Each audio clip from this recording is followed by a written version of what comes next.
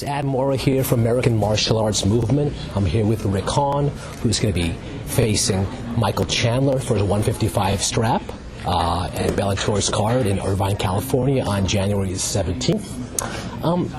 Can you talk about what you think is most important for you to focus on in ultimately overcoming him and obtaining his strap? Well, I just got to stick to my game plan. We prepared long and hard for this fight. He's a top competitor, so I just got to go out there and do what I trained to do for the last few months. Be vigilant on our tactics and our game plan, and hopefully with all that it should work out and I come out victorious. Now you have an extensive decorated background in judo, but you've kind of recently emerged as a KO artist. Can you talk about the transition and how that's kind of come into effect for you? Well, it's kind of been, I don't know, it's all of a sudden it's kind of, people label me as a knockout artist and stuff, and I've had a couple good ones in my career, but I'm getting better at striking. It's something that I wasn't good at when I first started. I didn't know anything about striking, so I put my years of high-level training to my striking art, or learning how to strike, kicking and punching. I'm determined to be good at it, so every day I work on it, and I want to become well-rounded, I guess, is the key the word I'm looking for is I want to be a well-rounded fighter. Okay, and in light of that being the case, has your judo taken, somewhat of a backseat to your KO abilities? To some degree, my grappling will always be there. I think it's kind of like riding a bike.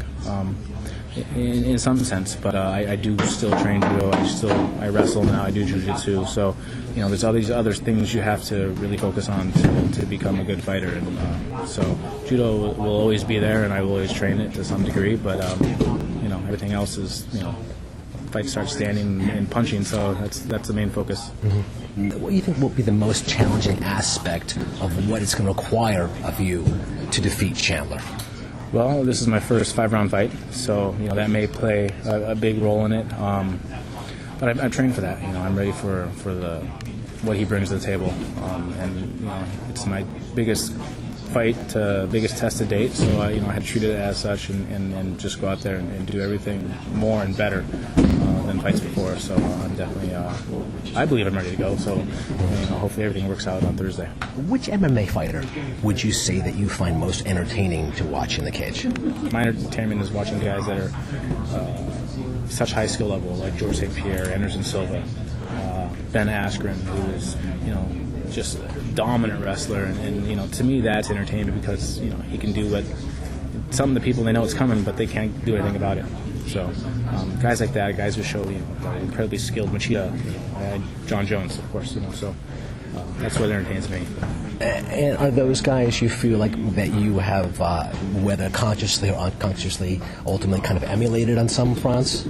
I try. I may see a move or something that I like and try to do it, but ultimately it's just the fact that they're all champions or they're so good at their one art that motivates me to become, to want to become better and have that status as well. Can you talk a little bit about your experience in Bellator, what it's been like for you participating to the degree you have in the tournament format? Sure, the tournament format and competing in judo are kind of very similar. So I kind of going into them, I kind of had the mindset of how tough it was going to be. But doing it is exhausting physically and mentally. Even more so when I dropped down the lightweight because I had that big cut. So, but after doing it a few times, I got used to it, and no matter how hard it was, I knew it would be over soon, and what it took to get through it. As you're walking out to the cage from the dressing room, what's generally going through your head? Just to be calm and not to get too excited or worked up before I even step in the ring. As a young athlete, I made that mistake of getting too amped before the tournament or a match, and when you get out there, you're tired. So I just try to stay focused and recount what I have to do and just basically be calm and collected, I guess. And what part of your game do you feel like needs the most improvement at this point? I'm decent at everything, I think, but I'm not great at everything. So, my goals are to become great at everything. Not to be perfect, because no one can become perfect. But if I could, then I'm going to try to be perfect at everything. And that's what motivates me to be better every day. And I go to the gym.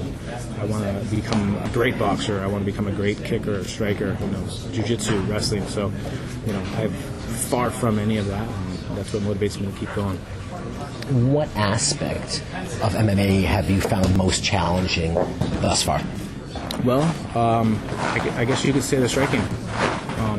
That's been most challenging because I didn't know anything at all going into it. I had no striking background, but grappling-wise is in wrestling. I wrestled in high school. I grappled, did jiu-jitsu, did judo. So, but striking is definitely probably the hardest part of it, and I'm still working on it.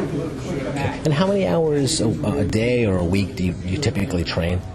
2 or 3 times a day, 5-6 days a week. Yeah. And is there a particular fighter or coach who's been in your life that you found to be most influential? Definitely, been a lot of great coaches. I always try to find where the best trainers and coaches are. That's where I've always trained. Whether it was judo, I went to the Olympic Center when I was out of high school, or later in my career, I went to Jimmy Pedro's in Boston, and that's where I currently live now. So, I go to where the best clubs and trainers are. I don't believe it makes sense to do anything else or do anything but that. Go find where the best guys are and train and become better. Okay. Thanks for your time, and good luck on Thursday night. Thank you. Appreciate it.